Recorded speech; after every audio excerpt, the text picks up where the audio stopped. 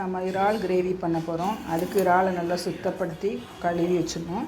அது கூட குழம்பு மசாலா சேர்த்துக்கோங்க. சேர்த்து நல்லா பரட்டி வச்சுக்கோங்க.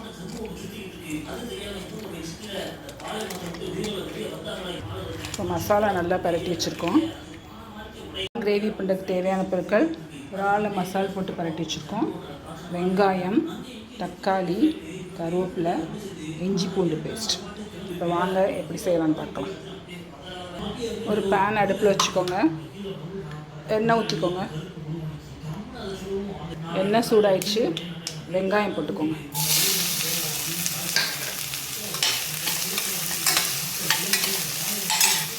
இப்போ வெங்காயம் வதங்குறதுக்கு கொஞ்சம் உப்பு போட்டுக்கோங்க. கருவேப்பிலை கொஞ்சம் போட்டுக்கோங்க.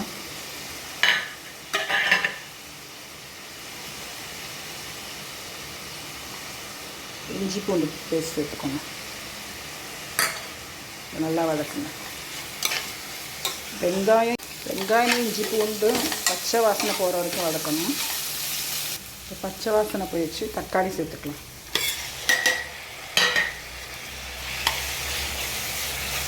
தக்காளி வதங்குறதுக்கு கொஞ்சம் மஞ்சள் சேர்த்துக்கோங்க.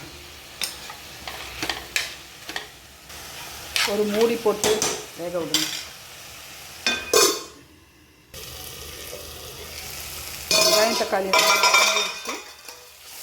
வெங்காயம் தக்காளி நல்லா வதங்கிடுச்சு.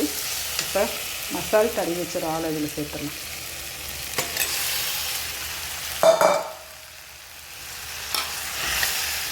இறால் வேகிறதுக்கு கொஞ்சம் தண்ணி சேர்த்துக்கலாம். கிரேவிக்கு தேவையான உப்பு சேர்த்துக்கலாம். இப்போ மூடி போட்டு வேக விடலாம்.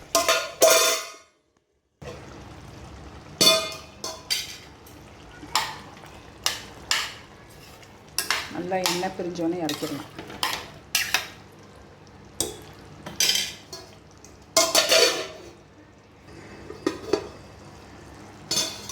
இறால் கிரேவி ரெடி ஆயிடுச்சு. சுவையான இறால் கிரேவி ரெடி.